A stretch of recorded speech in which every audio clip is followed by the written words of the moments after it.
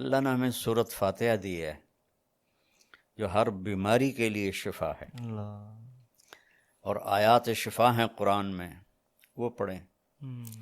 آخری 2 صورتیں اتری ہی اس لیے تھیں، ہمارے نبی پر جادو ہوا تو اللہ تعالیٰ نے قل اعوذ برب الفلق قل اعوذ برب الناس اتاری۔ کسی عامل کے پاس جانے کی ضرورت نہیں ہے، تقریباً سارے عامل 2 نمبر ہیں، تو سوائے کمائی کے اور کوئی چکر نہیں ہے، اور لوگوں کے ضعیف ایمان سے وہ فائدہ اٹھاتے ہیں، اور ایک ایمان کا ضعف ہے، ایک جہالت ہے، تو اس سے عاملوں کی تو مٹی بھی سونا بنتی جا رہی، اور لوگ ویسے کہ ویسے ہیں۔ تو اس لیے عاملوں سے کوئی 3-4 میل دور رہیں، نماز پڑھیں، نفل پڑھیں۔ ابو ہریرہ رضی اللہ تعالیٰ عنہ لیٹے ہوئے تھے، اب نے فرمایا کیا ہوا؟ کہ پیٹ میں درد ہے۔ قم فصل فإن فی الصلاۃ شفاء۔ ابو ہریرہ کیا ہوا؟ کہ جی پیٹ میں درد ہے۔ کہ اٹھو نفل پڑھو، نماز میں شفا ہے۔ قدرت کا جہان ہے تو براق وہاں باندھ دیا گیا، اور اگلا سفر اب براق کے بغیر نہیں، 2 نفل پڑھایا گیا۔ اچھا ایک اور عجیب واقعہ یاد آ گیا، اس رات بیت المقدس کا دروازہ بند کرنے کی پوری کوشش کی چوکیدار نے، دروازہ نہیں بند ہوا، تو اس نے مستری بلائے کہ یہ دروازہ نہیں بند ہو رہا، اور اپنے بڑے پادری کو بلایا کہ حضرت یہ دروازہ نہیں بند ہو رہا۔ تو مستریوں نے کہا کہ وہ ڈاٹ ہوتی تھی نا، ڈاٹ، تو وہ تھوڑی سی نیچے آ گئی ہے، وہ اس نے پریشر اوپر ڈال دیا تو دروازہ بند نہیں ہوگا، صبح ٹھیک کر دوں گا۔ وہ جو بڑے پادری تھے نا، انہوں نے کہا بیٹا یہ ڈاٹ کا چکر نہیں، آج آخری نبی کی آمد ہے یہاں، یہ اس وجہ سے ان کے اکرام میں یہ دروازہ کھلا ہوا ہے، صبح خود ہی ٹھیک ہو جائے گا۔ یہ پادری بعد میں ایمان لے آئے تھے جب اللہ کے نبی نے دعوت نامہ بھیجا تھا، پھر ان کو عیسائیوں نے قتل بھی کر دیا تھا۔ وہاں آپ نے 2 نفل پڑھے۔ اب آپ نے اوپر جانا ہے تو مکہ سے بیت المقدس تک آپ بشریت میں ہیں، اور پھر یہاں سے اوپر جاتے ہیں تو سبحان الذی اسری بعبدہ، قرآن کی واحد سورہ جو سبحان سے شروع ہو رہی، سبحان الذی اسری، لفظ سبحان۔ سبحان میں کیا پیغام ہے؟ کہ اللہ تمہارے قوانین سے پاک ہے، تمہارے مادی قوانین سے پاک ہے۔ مادے کا قانون یہ ہے کہ اس لباس میں کوئی سپیس میں نہیں جا سکتا، مادے کا قانون یہ ہے کہ اس لباس میں سپیس میں جاتے ہی پھٹ جائے گا، چونکہ جو ہمارے اوپر ہوا کا پریشر ہے، جب ہوا سے اوپر جائیں گے اور پریشر ریلیز ہوگا تو ہم خود بم بن کے پھٹ جائیں گے۔ ہر مرد عورت کے اوپر 280 من ہوا کا پریشر ہے، اس پریشر کو روکنے کے لیے ہمارے اندر پریشر ہے، جب ہم اوپر جائیں گے تو دھڑوں ایک دھماکہ ہوگا، چونکہ اوپر سے ہوا ہٹے گی تو ہم پھٹیں گے۔ اس پریشر کو مصنوعی طور پر راکٹ میں کریٹ کیا جاتا ہے لباس کے اندر، اس کے اندر، تب ہم اوپر جاتے ہیں کہ تمہارا رب ان سارے قوانین سے پاک ہے، سبحان سبحان۔ اوپر جانے کے لیے آسرا چاہیے، جبریل نہیں، جبریل کا آسرا بھی نہیں چاہیے، سبحان تمہارے قانونوں کا محتاج نہیں ہے۔ اتنی لمبی کائنات میں رات کے اندر سفر پورا ہو جائے گا، کیسے ہوگا؟ نہیں ہو سکتا، ہو سکتا ہے، کیوں؟ سبحان کہ تیرا رب زمان کا بھی مالک ہے، مکان کا بھی مالک ہے۔ ٹائم کو روکنا، زمانے کو روکنا، مکان کو روکنا تمہارے لیے ناممکن ہے، تیرے رب کے لیے ممکن ہے۔ آئنسٹائن مر رہا تھا تو کسی نے کہا تیرے جیسا سائنسدان بھی مر رہا ہے، کہنے لگا ہاں، ٹائم سے باہر نکال دو تو میری موت نہیں ہوگی، موت سے بچ جاؤں گا، اور ٹائم سے باہر مجھے کون نکالے گا؟ اللہ نکال سکتا ہے، اللہ نکال سکتا ہے کہ وہ ٹائم کا بنانے والا ہے، وہ زمانے کا بنانے والا ہے، وہ وقت کا بنانے والا ہے۔ سبحان، صرف ایک صورت ہے جو سبحان سے شروع ہوتی ہے، سبحان، اور اس سبحان کے اندر یہ سارے پیغام ہے۔ پاک ذات، بے عیب ذات، تمہارے قوانین سے بالا تر ذات، تمہاری سوچ سے بالا تر ذات، الذی اسری بعبدہ۔ قریش کہنے لگے تم کیسے جا سکتے ہو؟ اللہ نے جواب دیا یہ تھوڑا ہی گئے تھے، میں لے کر گیا تھا۔ قریش نے کہا بغیر سواریوں پر اتنا وقت لگ جاتا ہے، تم بغیر سواری کے کیسے چلے گئے آ گئے؟ تو اللہ نے کہا یہ نہیں گئے، اسری بعبدہ، میں لے کر گیا، میں لے کر گیا۔ اور یہاں الف اور با کا جو جوڑ ہے اسرا اور بعبدہ، الف اور با، عربی گرامر میں اگر الف ہو تو با کی ضرورت نہیں، اسرا عبدہ ہوگا، ٹھیک ہے، اور اگر با ہو تو الف کی ضرورت نہیں، سرا بعبدہ ہوگا۔ میری بات واضح ہوئی ہے نا؟ الف ہو نا، با کی ضرورت نہیں، اسرا عبدہ، اور اگر با ہو تو الف کی ضرورت نہیں، سرا بعبدہ۔ یہ الف اور با کا جوڑ کیوں ہے؟ یہ بتانے کے لیے کہ میں اللہ خود اپنے نبی کو لے کر گیا، اور بعبدہ ہی میں کیا اشارہ ہے؟ آپ لوگ کون ہو؟ کہ جی ہم کسٹم والے۔ میں کون ہوں جی؟ یہ جی مسجد والے۔ یہ کون ہے جی؟ یہ جی کپڑے والے۔ تو اللہ کہہ رہا ہے بعبدہ، یہ کون ہے؟ یہ میرا بندہ ہے، یہ میرا ہے اور میں ان کا ہوں، بعبدہ۔ اور الف اور با کے ساتھ اللہ فرما رہے ہیں کہ میں لے کر گیا، جبریل بھی نہیں لے کر گئے۔ اوپر کا جو آپ نے سفر کیا ہے وہ جبریل کا ہاتھ پکڑ کے نہیں، ان کے کندھوں پر بیٹھ کر نہیں، ان کے پروں پر بیٹھ کر نہیں، اللہ کی قدرت کن کے ساتھ آپ جبریل کے ساتھ گئے ہیں، تو ملکیت کا لباس آپ کو پہنایا گیا اور اپنے ساری فضا کو پار کیا۔ آج یہ سائنس کا نیا علم آیا ہے کہ اگر کوئی سواری ٹائم کی رفتار سے زیادہ ہو جائے تو ٹائم اس کے لیے زیرو ہو جاتا، ٹائم زیرو ہو جاتا۔ اگر 1,86,000 میل پر سیکنڈ سے کوئی سواری زیادہ تیز ہو جائے تو ٹائم اس کے لیے زیرو ہو جاتا ہے۔ یہ آج کے امکانیات بتائے جا رہے ہیں، اور یہ میرے نبی کا سفر اسپیس کو، راکٹ کو، شٹل کو، ہر چیز کے لیے راستہ دے رہا ہے کہ یہ ہو سکتا ہے، یہ ہو سکتا ہے، خلائی تسخیر ہو سکتی ہے، خلائی سیاروں تک جانا ہو سکتا ہے۔ لیکن آپ کی پہلی منزل پہلا آسمان، آدم علیہ السلام نے استقبال کیا۔ دوسرا آسمان یحییٰ علیہ السلام، زکریا علیہ السلام، عیسیٰ علیہ السلام نے استقبال کیا۔ تیسری منزل یوسف علیہ السلام، تیسرا آسمان۔ چوتھی منزل ادریس علیہ السلام، چوتھا آسمان۔ پانچویں منزل ہارون علیہ السلام، پانچواں آسمان۔ چھٹی منزل موسیٰ علیہ السلام، چھٹا آسمان۔ ساتویں منزل، ساتواں آسمان، ابراہیم علیہ السلام۔ ہر آسمان پر نبی کھڑے ہوتے تھے پھولوں کے ہار لے کر، یہ میرا اضافہ ہے استقبال کے لیے، اور ہر نبی کہتے ہمارے بھائی آ گئے، ہمارے نبی آ گئے، ہمارے بھائی آ گئے، ہمارے نبی آ گئے۔ اب ساتویں آسمان پر پہنچے تو ریسیپشن کوئی نہیں۔ جب میں ابھی آیا تو سارے آپ کے افسران وہاں کھڑے ہوئے تھے، ریسیپشن۔ ساتویں آسمان پر ایک بڑے میاں، ایک بیت اللہ ہے، اس کی یوں ٹیک لگا کر نہ بیٹھے ہوئے اور اس طرح ہاتھ رکھ کے بیٹھے ہوئے، سفید داڑھی یہاں تک آ رہی، اور اس بیت اللہ کا طواف ہو رہا ہے، فرشتے طواف کر رہے۔ آپ پوچھتے ہیں یہ بڑے میاں کون ہیں، یہ بزرگ کون ہیں؟ تو جبریل کہتے ہیں یہ آپ کے دادا ابراہیم علیہ السلام۔ اگر اللہ چاہتے تو ابراہیم بھی کھڑے ہوتے وہاں، چونکہ مرتبہ تو ہمارے نبی کا بڑا ہے، رشتہ ابراہیم کا بڑا ہے، مرتبہ ہمارے نبی کا بڑا ہے، لیکن ان کو بٹھایا، ان کو چلایا۔ یہ میری بات آپ غور سے سنیے گا، ان کو بٹھایا، ان کو چلایا۔ ساری کائنات حضرت ابراہیم علیہ السلام سے بھر جائے، ہمارے نبی کے برابر نہیں ہو سکتے۔ ساری کائنات ملائکہ سے بھر جائے، ہمارے نبی کے ایک بال کے برابر نہیں ہو سکتے۔ جس کو اللہ حبیب بنائے وہ کیا ہوگا؟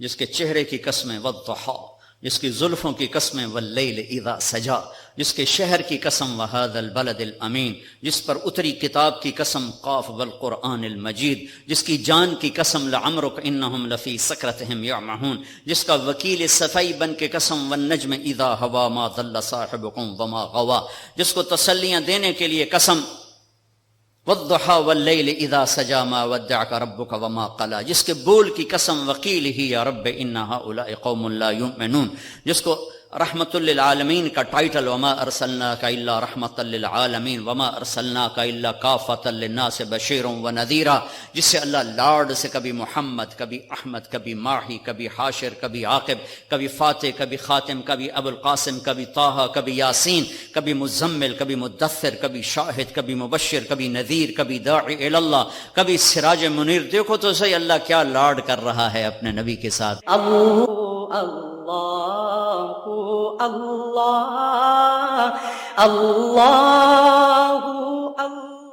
یہ بیت اللہ کی دیوار ہے، ساتویں آسمان، یہ ایک بڑے میاں بیٹھے ہوئے ہیں اور یہ کائنات کی عظیم ہستی آتے ہیں اور یہ ادھر جا رہے ہیں، وہ ادھر نہیں آ رہے، کہ یہ باپ ہیں، یہ بیٹے ہیں، اور اس آگے جانے میں باپ کو عزت دینی ہے اور بیٹے نے گھٹنوں کو چھونا ہے اور امت کو پیغام دینا ہے کہ رشتوں کا تقدس ہمیشہ باقی رکھنا ہوگا، چاہے آخری نبی ہی کیوں نہ ہو، چاہے آخری رسول ہی کیوں نہ ہو۔ رشتوں کو تولا نہیں جا سکتا، ناپا نہیں جا سکتا، پیسوں پہ نہیں تولنا، رشتہ رشتہ ہوتا ہے۔ یہ چلے، وہ کھڑے ہوئے۔ سارے نبیوں نے کہا بھائی آ گئے، ابراہیم نے کہا میرا بیٹا آ گیا، میرا بیٹا آ گیا، میرا بچہ آ گیا، میرے نبی آ گئے، نبی بھی کہا میرے نبی آ گئے، وہ کہا میرا بیٹا آ گیا، میرا بچہ آ گیا، پھر گلے لگایا، پھر ماتھا چوما۔ یہ کسی نے نہیں کیا، یہ ابراہیم نے کیا۔ گلے لگایا، ماتھا چوما، آگے روانہ کیا، ایک پیغام ڈیلیور کیا کہ میرے نبی آپ اتنے مقام کے ہو کر بھی اپنی امت کو پیغام دیں کہ اپنے باپ کے آگے سر جھکائیں، اپنی امت کو پیغام دیں کہ ماں باپ کے رشتے کے سامنے اولاد کو بھی جھکنا پڑتا ہے۔ ابراہیم ملے اور اب جانے لگے تو کہا بیٹا اپنی امت کو میرا سلام کہہ دینا۔ سبحان اللہ، یہ رشتہ بہت گہرا تھا کہ اپنی امت کو میرا سلام کہنا، اور انہیں کہنا جنت خالی زمین ہے اور اس کے باغ باغیچے سبحان اللہ، الحمدللہ، لا الہ الا اللہ، اللہ اکبر ہیں، جتنا کہیں گے اتنے درخت وہاں لگتے جائیں گے۔ اب آپ سدرۃ المنتہا پہنچے تو ایک آج کے لہجے کی گفتگو کہ جبریل نے کہا یا رسول اللہ آگے میرے پاس ویزا کوئی نہیں، آگے اور جہان ہے، ملکوتی جہان بھی ختم، ملائکہ کا جہان، سدرۃ المنتہا، یوں سمجھو جبریل اپنے گھر میں کہہ رہے ہیں یا رسول اللہ اس سے آگے میرے پاس ویزا کوئی نہیں، میں نہیں جا سکتا۔ کہا میں اتنا بھی آگے جاؤں گا نا ایک بالش تو میں جل کے راکھ ہو جاؤں گا، میں نہیں جا سکتا۔ تو یہاں آ کر ملکوتی حیثیت بھی ختم ہو کر کوئی اور حیثیت آپ کو عطا کی گئی، وہ اللہ جانے، اللہ کا حبیب جانے۔ عرش تک پہنچنے میں پہلی ہستی کامیاب ہو رہی ہیں، جبریل بھی کہہ رہے ہیں آگے نہیں جا سکتا یا رسول اللہ، بس ختم، میں ختم۔ عرش پہلی دفعہ اس کے دروازے کسی ہستی کے لیے کھل رہے ہیں اور آپ کے قدم عرش پہ پڑ رہے ہیں، اور چوتھی منزل آپ کی اللہ اور حبیب اللہ ہیں کہ اللہ نے سارے پردے ہٹا کر اپنا آپ دکھا کر کہا السلام علیک ایھا النبی ورحمۃ اللہ وبرکاتہ، اے میرے محبوب آپ کا رب آپ کو سلام پیش کرتا ہے۔ اور یہاں حبیب اور حبیب اللہ میں ملاقات ہے، ثم دنا فتدلی فکان قاب قوسین او ادنا۔ یہ لفظ آپ نے سنا ہوگا، قاب قوسین، قاب قوسین۔ میں آپ کو آج اس کی تصویر بنا کے دکھاتا ہوں کہ قاب قوسین کا مطلب کیا ہے۔ عربوں میں اکثر لڑائی ہوتی رہتی تھی، جب ان میں صلح ہوتی تھی تو قبیلوں کے سردار کٹھے ہوتے تھے اور صلح ہو رہی۔ صلح کیسے ہوتی تھی؟ یہ ایک کمان ہے عرب سردار کے ہاتھ میں، یہ دوسری کمان ہے دوسرے عرب سردار کے ہاتھ میں، ان دونوں کی لڑائی ہے۔ یہ دو عرب سردار ان میں صلح کروا رہے ہیں، یہ دو ساتھ ان کے اس صلح کو پورا کرنے کے لیے آ رہے ہیں۔ اب یہ ایک محفل ہوتی تھی تو ایک عرب سردار اٹھ کے اپنی کمان یوں کرتا تھا، یہ کمان کا وہ دھاگا ہے جس کے اوپر تیر کھینچا جاتا تھا، اور یہ وہ لکڑی ہے، ٹھیک ہوگی یہ۔ اب یہ یوں آ کر اپنی کمانوں کے سرے یوں ملا دیتے تھے۔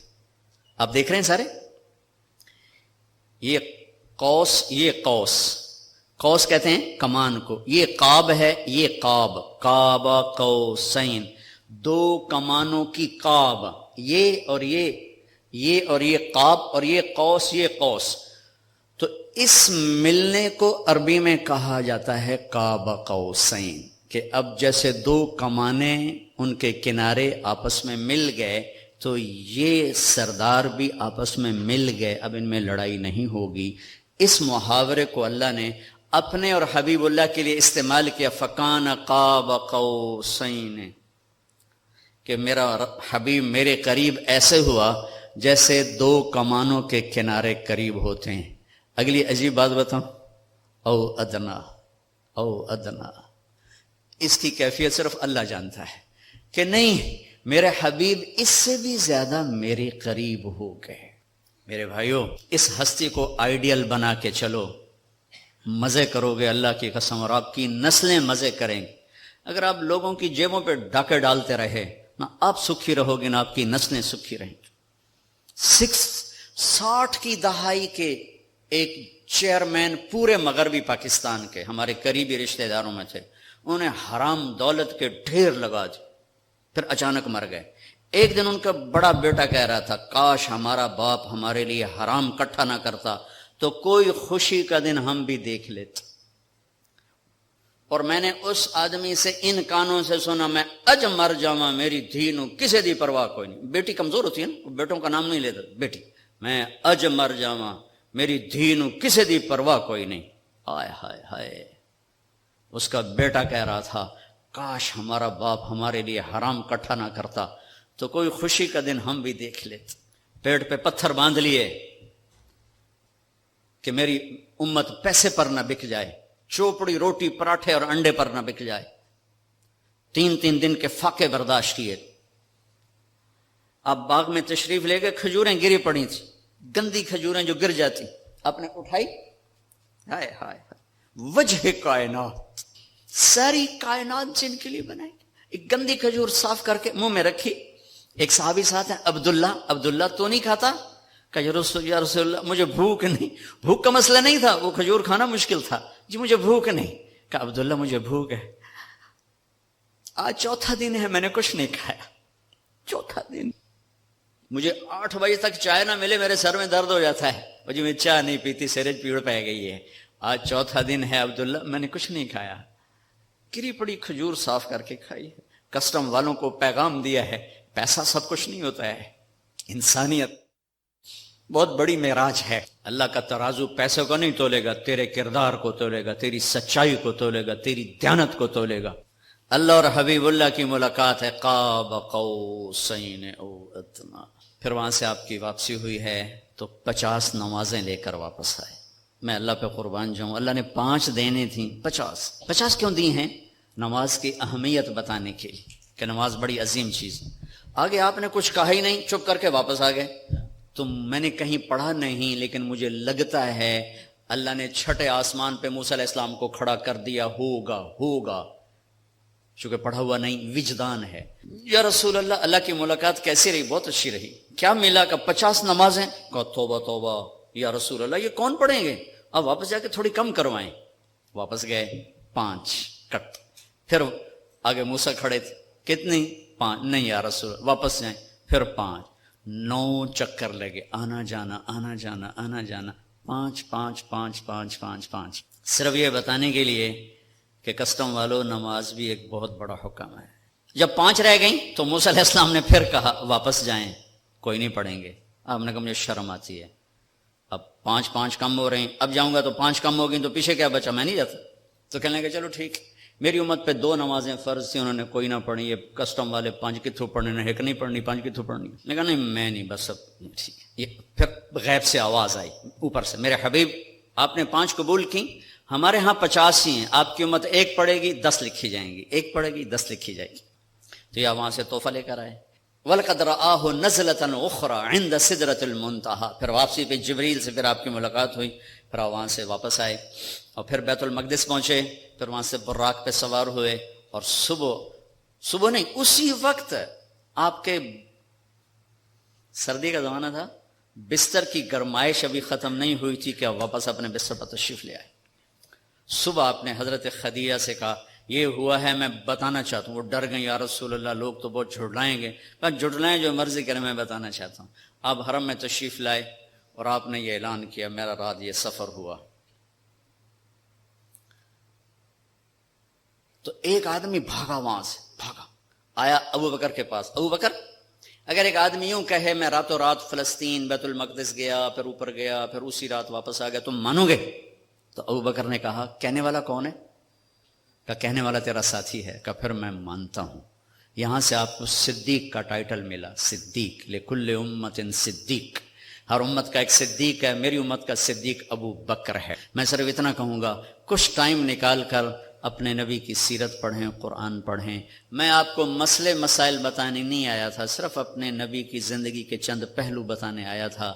آگے آپ کے اندر میں ایمان والا ایک بیٹھا ہوا ہے، پورا ایک فرد اندر بیٹھا ہوا ہے، ایک غلام محمد یہ کپڑوں میں ہے، ایک طارق جمیل کپڑوں میں ہے، ایک اس کے اندر ہے جو کبھی خطا نہیں کھاتا، کبھی غلط مشورہ نہیں دیتا، ہمیشہ سچ بولتا ہے، ہمیشہ صحیح کہتا ہے، ہمیشہ صحیح بات کرتا ہے، صحیح قبول کرتا ہے، غلط کو رد کرتا ہے۔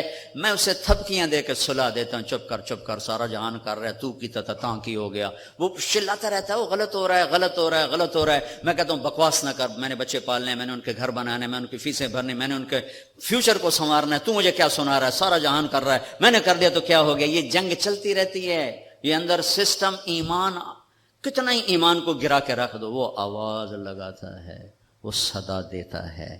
جو سن لیتا ہے وہ بیدار ہو جاتا ہے، جو نہیں سنتا پھر وہ موت پہ بیدار ہوتا ہے، پھر وہ بیداری کام نہیں آتی۔ حضرت علی کا فرمان ہے الناس نیام اذا مات انتبہوا، لوگ سوئے ہوئے ہیں، جب موت آئے گی آنکھ کھلے گی۔ خوش قسمت ہے جو مرنے سے پہلے آنکھ کھول کے دیکھ لے کہ یہ حق ہے اور یہ باطل ہے، یہ سچ ہے، یہ جھوٹ ہے۔ میرے نبی نے فرمایا میرا امتی ہر عیب کر سکتا ہے، ایک جھوٹ نہیں بول سکتا، ایک دھوکہ نہیں دے سکتا۔ میرا سارا دیش جھوٹ اور دھوکے سے بھرا پڑا۔ میں نیوزی لینڈ گیا، میں ڈپریشن کا شکار ہو گیا یہ سن کر کے پورے نیوزی لینڈ میں ایک آدمی جھوٹ نہیں بولتا، ایک آدمی جھوٹ نہیں بولتا۔ وہ میرا دفتر ہو، میری منڈی ہو، میرے کھیت ہوں، میرا سندھ ہو، میرا بلوچستان ہو، میرا سرحد ہو، میرا پنجاب ہو، سچ بولنے والے تو نظر ہی کوئی نہیں آتے۔ کون ہیں، کہاں ہیں؟ 100 میں 10 آدمی نمازی مل جاتے ہیں، 1 کروڑ میں ایک سچ بولنے والا نہیں ملتا۔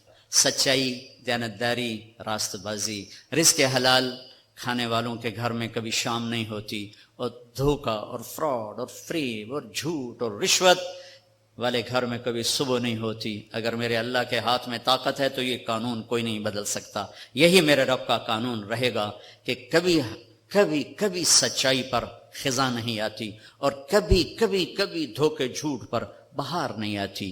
سچائی کا سورج زوال پذیر نہیں ہوتا، اور جھوٹ، ظلم و ستم کا سورج کبھی طلوع نہیں ہوتا، وہ ہمیشہ اندھیروں میں انسان کو بھٹکا دیتا ہے۔